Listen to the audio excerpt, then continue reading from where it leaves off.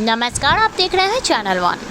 लोकसभा चुनाव के बाद भारतीय लोकमत राष्ट्रवादी पार्टी के प्रदेश अध्यक्ष मिस्टर राजीव चटर्जी और national senior vice president doctor विद्युत पोद्दार से की गई खास बातचीत हमारे चैनल के माध्यम से आइए देखते हैं। पहले तहे दिल से मैं यहाँ का माननीय मुख्यमंत्री श्रीमती ममता बनर्जी का हार्दिक बधाई देता हूँ कि इतने मतांतर से वो इतने सीटों से वो अपना संगठन को इतना मजबूत की है कि जिस पे ये जीत उनको दिखने को मिला।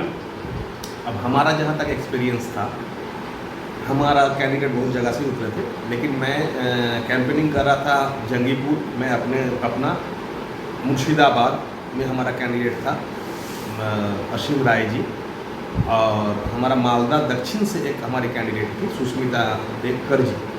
तो मैं ये 3 जगह से कैंपेनिंग कर रहा था। जब तक कैंपेनिंग किया ये समझ में नहीं आया कि कितना बड़ा फेरबदल का एक माहौल बन जाएगा और किस तरीक़ा का रिजल्ट आएगा सामने।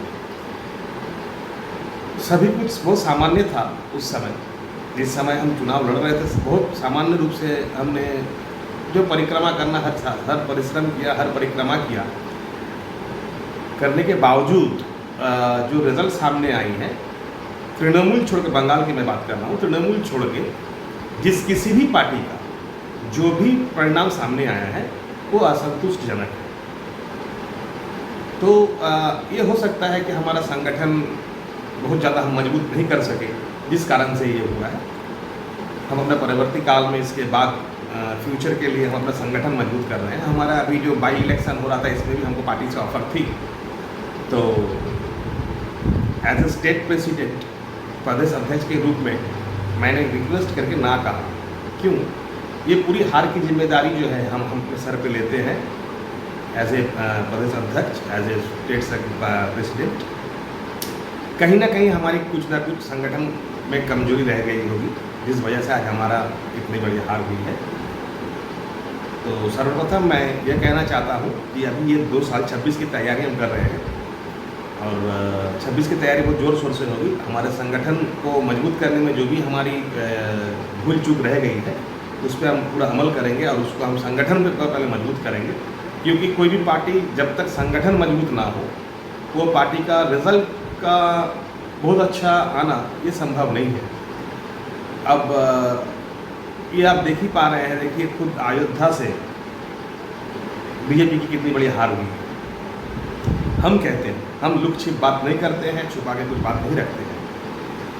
हमारे माननीय प्रधानमंत्री जी मोदी जी अयोध्या का राम मंदिर तो बना दिए, लेकिन उस राम मंदिर को बनाने के लिए कितने घरों को कुर्बान कर दिए, कितना घर डिस्ट्रॉय हो गया, जो कि वो बोले थे कि हम बना के देंगे।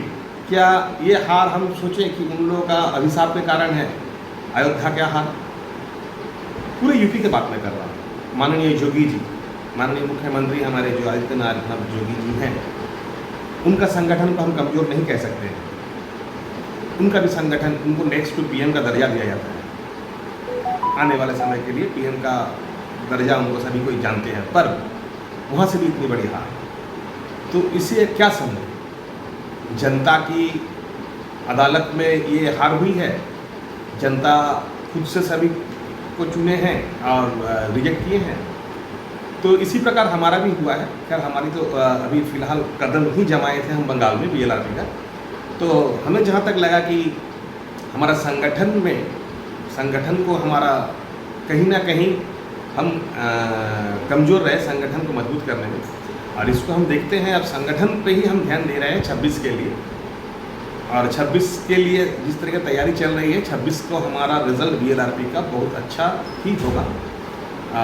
एकदम से नई पार्टी की नई शुरुआत थी, उसमें जो रिजल्ट आई है, मैं उस पर जंगीपुर वासियों को, जिन्होंने मुझे वोट दिया, उनको भी, जिन्होंने हमें वोट नहीं दिया, उन्हें भी मेरा प्रणाम।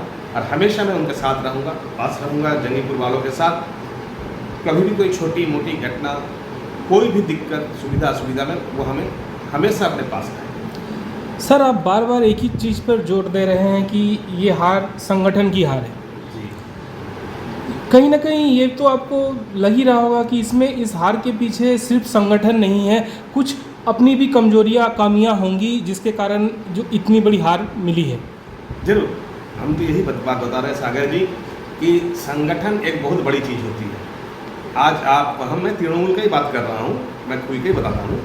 आज सभी कोई जो जीते हैं, जीतने वाले कैंडिडेट, अब देखिए कहीं ना कहीं संगठन से जुड़ी हुई है या जुड़े हुए हैं और संगठन को मजबूत बनाए। हमारे यहाँ पे टीएमसी से पहले देखिए आप 21 में जो एमएलए हार चुकी थी, हारने के बाद उनको काफ़ी तकलीफ हुई, दुख हुई, जैसा मुझे अभी हो रहा है या हमारे पूरे पार्टी के सभी सदस्य को हो रही है या हमारे तरफ कैंडिडेट को हो रहा है। लेकिन वही, मैं नाम नहीं लेना चाहता हूँ, लेकिन वही जब इस बार एमपी इलेक्शन में लड़ी तो वो जीत गई। उनका ही कहना है, मैंने संवाद माध्यम में देखा कि 21 में हार के बाद उन्हें काफ़ी तकलीफ हुई, काफ़ी दुख हुई।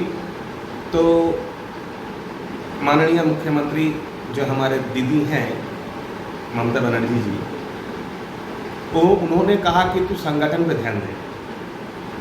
तो 21 से 24 तक उन्होंने संगठन को संभालने के बाद आज भारी जीत से वो जीत गई, यादवपुर से वो जीती है। मैं नाम फिर से नहीं लूँगा, नाम लेना उचित नहीं है किसी का भी। तो काफ़ी अच्छा काम की है वो, उसके लिए मैं उनका तहे दिल से उनका थैंक्स बोलता हूँ मैं उनको, और आगे और अच्छा काम करें। अभी बोले हैं कि जो काम करेंगे वही रहेंगे, जो काम नहीं करेंगे वो पीछे जा सकते हैं। ये होना चाहिए एक नेता में। पार्टी अलग अलग हो सकती है, लेकिन जो चीज़ है, अच्छी बातें हैं, वो हमें जनता के सामने पकड़ के रखना उचित है। अगर कल को दीदी या कोई और क्षेत्रीय दल आपको अपनी तरफ बुलाना चाहे तो आप क्या उसमें जाएंगे? देखिए, माननीय का मैं बहुत सम्मान करता हूँ, बहुत जुझारू है वो। आज इतना बड़ा नतीजा जो सामने आया उनके लिए ही आया है, और पूरे बंगाल के लोग उनका चेहरा को देख के ही वोट दिया है। हाँ, ये अलग बात है कि मुझे ऐसा अवसर नहीं मिला कि मैं उन तक पहुँचूँ, उनसे बात कर सकूँ। मैं भी इलेक्शन में बहुत ज़्यादा व्यस्त था, उनका तो बात ही कहने ही कुछ और है। तो अभी तो मैं कुछ नहीं सोच रहा, मैं अपनी पार्टी के संगठन को मजबूत कर रहा हूँ। 26 तक मुझे बंगाल के कोने कोने में ये संगठन को मुझे फैला देनी है। मुझे कभी शिकायत नहीं है, एआईटीसी से कोई शिकायत नहीं है, कभी भाजपा से शिकायत नहीं है, ऐसी कुछ नहीं है, पार्टी वाइज शिकायत नहीं है। मैं तो प्रधानमंत्री जी का भी बारे में बोल रहा हूँ कि देखिए इतना बड़ा जो राम मंदिर बना है, इसमें कितने करोड़ों लोगों का घर को वो उजाड़ दिए हैं। तो वो उजाड़ दिए तो कब तक बनेगा, उतना जगह ही नहीं है ना बनने का। तो जस्ट लाइक ऐसा नहीं है कि हमारा ये स्थानीय पार्टी जो है हमारा एआईटीसी, इसमें भी कमियां नहीं है, बहुत सारी कमियां हैं, बहुत सारे वादा को करके बहुत सारे वादा नहीं निभाया गया है, वो भी है। तो फ्यूचर तो कोई बोल नहीं सकता है। मैं जब पहला ह्यूमन राइट्स पे जुड़ा तो उस समय मुझे पूछा गया था कि कभी आप पार्टी से जुड़ेंगे कि नहीं। उस समय मैंने डायरेक्ट डिनाई कर दिया था कि ना, अभी पार्टी में जुड़ना नहीं है। तो देखिए फिर मैंने पार्टी में जुड़ गया। मैं उसी तरीक़े से अगर बहुत अच्छा कुछ अवसर मिलता है, अगर काम करने का बहुत अच्छा स्रोत मिलता है, अगर हमारा पार्टी के साथ हम टाई अप करके चल सकते हैं तो हम जरूर टाई अप करेंगे, कोई दिक्कत नहीं। ये अलग बात है कि हमारा और एआईटीसी का सोच बिल्कुल सेम है कि हम किसी केंद्रीय शासकीय दल से ये राज्य को चलने नहीं देंगे। ये राज्य चलेगा अपनी राजनीति पे, अपनी रणनीति पे, अपनी प्रक्रिया से जैसे चल रही है राज्य ऐसे चलेगा। उसके लिए अगर एआईटीसी की, हमारी पार्टी की भी ज़रूरत पड़े तो हम उनको भी सपोर्ट करेंगे। सर, लोकसभा चुनाव इस साल जो हुआ 2024 में, उसके पूरे कैंपेन में मैं आपके साथ रहा। जंगीपुर में मैंने जो खुद का मेरा जो एक्सपीरियंस रहा है, आपने वहाँ के लोगों के लिए, जो पिछड़े तबके के लोग हैं, गरीब है, थोड़े कमज़ोर वर्ग से आते हैं, उनके लिए आपने बहुत कुछ किया है जी। तो उस तरह का कोई काम आप, अगर आपको कलकत्ता शहर या बंगाल के किसी और क्षेत्र और जगह से करने का मौका मिले तो क्या आप उस मौके को अपनाएंगे? जी बिल्कुल। मैंने अभी कहा आपसे कि अभी जो बाई इलेक्शन चल रही थी उसमें हमारी पार्टी की तरफ से केंद्रीय अध्यक्ष महोदय पंकज कुमार शर्मा जी ने मुझे फिर से कहा था कि आप बाई इलेक्शन में उतर जाइए। तो मैंने अपनी इस बार की रिजल्ट को देखते हुए मैंने समझा कि ना, अभी उतरना ठीक नहीं होगा। हालांकि ये बाई इलेक्शन मतलब असेंबली छोटी सी जगह है, अभी जो हमने लड़ा है 7 असेंबली को लेकर लड़ा है, तो बात छोटी या बड़ी जगह की नहीं है, बात है संगठन की। मैंने आपसे अभी कहा कि हमारा कहीं ना कहीं संगठन को मजबूत करने में कमजोरी रह गई है, जिसको मैं मजबूत कर रहा हूँ। अब जो संगठन मेरी मजबूत होगी, जिस तरीके से मैं संगठन को बना रहा हूँ, उस पर हार की कोई चांसेस नहीं रहेगी। और बहुत अच्छा रिजल्ट दिखेगा 26 को हमारा। हम कहीं से भी लड़े, खास करके जंगीपुर से हम अगर लड़ते हैं तो हम जानते हैं कि बहुत अच्छा रिजल्ट होगा। शायद इस बार कुछ लोग कंफ्यूज कर गए, बट कंफ्यूज के बाद भी बहुत ख़राब रिजल्ट नहीं हुई है मेरी अपनी मैं बात कर रहा हूँ। बाकी मेरे साथियों जिनको बाकी जो भी थे इस बार लड़े थे, जैसे कि मैंने नाम लिया, उन लोग का भी बहुत ख़राब रिजल्ट नहीं हुआ है। तो बाकी हम लोग 26 में जिस तरीक़ा से आएंगे उसका सारा प्रक्रिया अभी चल रहा है हमारा। 26 में हम लोग किस तरीक़ा से अपने पार्टी को इंट्रोड्यूस करके अपने संगठन में और कितना मजबूत कर सके, उस पर हम ज़्यादा ध्यान दे रहे हैं। सर, ये लास्ट सवाल है जी। आप अपने आप को एक राजनीतिज्ञ के तौर पर कहाँ देखते हैं आने वाले समय में? फ़िलहाल तो मैं अपने पार्टी से भी कहा था कि मुझे एज ए मेंबर रखिए। मैं सिर्फ सेवा पे ही विश्वास करता हूँ। मानव सेवा ही सबसे बड़ी सेवा होती है। एक छोटी सी कहानी है। कोई व्यापारी आता है मंदिर पे, बहुत सारा फल और मीठा लेके जाता है शिव की मूर्ति को खिलाने के लिए, देने के लिए। लेकिन वहीं बाहर एक बूढ़ा आदमी अगर मांगता है फल तो उसे धिक्कार देता है, बाद में उसको पैनाल्टी अटैक होता है। ये इस तरीका का बात है। तो पद, पोजीशन, अपने आप को किसी जगह पे देखना, इससे कई बढ़ के है कि आप जनता का सेवा कीजिए, वो आपको ठीक अपना जगह पे लाके बैठा देंगे। अगर आप जनता का सेवा नहीं कर पा रहे हैं तो फिर इसी तरीका का हार होगी जैसा अयोध्या में हुआ अभी। इस तरह का जो कि कोई एक्सपेक्ट ही नहीं कर पाएगा कि इस तरीके का हार मोदी जी की होगी। इतने बड़े मैंने कैंडिडेट बोलने से वो भारतवर्ष से गार्जियन हिसाब से भी माना जाए तो कम नहीं है, सेकंड गार्जियन है आफ्टर प्रेसिडेंट। उनकी इतनी बड़ी हार, उन्होंने हर पहलू कोशिश किया था कि उनको एक मजबूती, वन साइडेड हो जाए की बार 400 पार। ठीक है, तो मैं टिप्पणियों पे नहीं जाऊंगा। मैं सीधी यही बात करना चाहता हूँ कि अयोध्या की हार, मैं बाकी किसी जगह की बात नहीं कर रहा हूँ। जो इतने ज़्यादा लाइमलाइट में था, इतने ज़्यादा हाईलाइट में था, वहाँ से मोदी जी हार गए। और अब जय श्री राम के बदले जय जगन्नाथ बोल रहे हैं। जय जगन्नाथ बोलने के बाद आज ही का न्यूज़ है कि वहाँ पे महिलाओं को सालाना 50,000 रुपया दिया जा रहा है। सालाना 50,000 रुपया का वादा कर दिए हैं। इन द सेंस 4200 रुपया, प्राय 4200 रुपया महीना। तो अब किस शक्ति से खेलना चाह रहे हैं? यहाँ पे दीदी 1000, 1500 बढ़ते जा रहे हैं, वहाँ पे मोदी जी डायरेक्ट अटैक कर रहे हैं 4200 रुपया महीना। तो यही स्ट्रैटेजी है इन लोगों का कि हम जीते कैसे। कोई 1000, 1500 कन्याश्री और स्कूल ये सब कर रहे हैं। कोई डायरेक्ट चार्ज में आके वो आसपास के बाकी राज्य को दिखाना चाह रहे हैं भाजपा की, भाई हम बंगाल में या बहुत जगह में सरकार जो कर रही है 1000, 1500 जाएगी, 25 तक सोच था कि 1500 तक जाएगी शायद हमारे बंगाल सरकार की। तो मोदी जी ने डायरेक्ट ही 4200 रुपया का ये कर दिए, घोषणा कर दी। अब जनता को ये सोचना है कि हम 1500, 2000 में रहेंगे या 42 में, सीधा पैसे की राजनीति पे आ गए। अब ये गंदगी हो रही है। ये गंदगी, आप सेवा नहीं करके सीधा सीधी पैसे पे आ गए। तो यही अगर हाल रहा तो मुझे नहीं लगता है कोई भी सरकार बहुत दिन स्थिर रह पाएगी। ये पैसा का कहीं ज़्यादा दिन नहीं चलता है। बहुत अच्छा लगा सर आपसे बात करके, धन्यवाद। बीएलआरपी के सेंट्रल सीनियर वाइस प्रेसिडेंट के रूप में आप 2024 के लोकसभा चुनाव के परिणाम को किस रूप में देखते हैं सर? देखिए, 2024 एक अचानक एक टॉर्नेडो की तरह आ गया बीजेपी का अगेंस्ट में, क्योंकि कोई सोचे नहीं जो ऐसा रिजल्ट आएगा। इसका नतीजे दो है। एक तो ओवर कॉन्फिडेंस है और दूसरा है अंदर अंदर जो पॉलिटिक्स चल रहा था, ये महान नेता लोग को समझ में नहीं आया। अगर आप बंगाल की बात बोले तो हम लोग 3 कैंडिडेट दिए थे बंगाल में। जोंगीपुर दिए थे तरुण युवक राजीव चटर्जी को, मुर्शिदाबाद असीम राय को दिया था और मालदा सुष्मिता देवकर जी को दिया। भले ही हम लोग का रिजल्ट कम आया, एक तरफ से हम बोलेंगे कि मेरा कैंडिडेट लोग जीत गया, क्योंकि मेरा पास उतना टाइम था नहीं। सिर्फ 2 महीना में एक मेंटली प्रिपेयर करके, पॉलिटिकल मेंटल प्रिपेयर करके सेंट्रल चुनाव में लड़ना कोई एती-पेती बात नहीं है।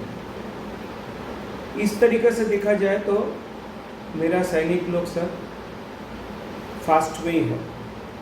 दूसरा, इलेक्शन, इस बार का इलेक्शन का जहां बीजेपी का कुछ एक्सपेक्टेशन था नहीं, वहां से बीजेपी थोड़ा बहुत उतर के आया, और जहां एक्सपेक्टेशन था वहां पानी हो गया। क्या रीज़न होगी इतनी बड़ी हार की? जैसे कि इससे पहले राजीव चटर्जी जी से बात हो रहा था, उन्होंने संगठन पर सारा ब्लेम दिया कि संगठन कमज़ोर था, या और भी कोई कुछ रीज़न थे। बट ऐसा नहीं लगता कि इसमें बीजेपी का ओवर कॉन्फिडेंस या बीजेपी का हद से ज़्यादा लोगों के ऊपर एक तरह से एंटी इनकम्बेंसी का जो माहौल बन गया था, वो भी एक रीज़न है?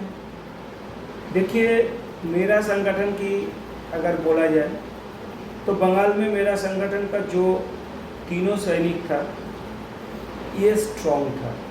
इसमें हम हार मानने के लिए शिकार नहीं है। एज ए होल देखा जाए, जो टीएमसी का आप बोल रहा है, हम लोग उल्टा सोचे थे। हम लोग सोचे थे जे पुराना वाला रिजल्ट के 2021 का रिजल्ट देख के हम लोग सोचे थे जी इस बार भी बीजेपी ने बहुत आगे आ जाएगा, लेकिन ये गलत था। कारण क्या था सर? ये बीजेपी बहुत आगे आ जाएगी, मोदी जी का स्लोगन था 400 पार, बहुत तरीके की बहुत बातें हुई थी, बट अंत में रिजल्ट इतना बुरा किसी ने एक्सपेक्ट नहीं किया था। इसके पीछे कारण क्या था? मोदी जी का आप पूछ रहे हैं तो मोदी जी का बोलिए तो मोदी जी कैसे एजम्पशन किया इस बार 400 पार? ये आप लोग को मैं सवाल पूछ रहा हूँ। इस बार 400 पार बोलने का क्या सोच था उसका? जो कौन सा ऐसा काम हुआ था जो मोदी जी बोले हैं इस बार 400 पार?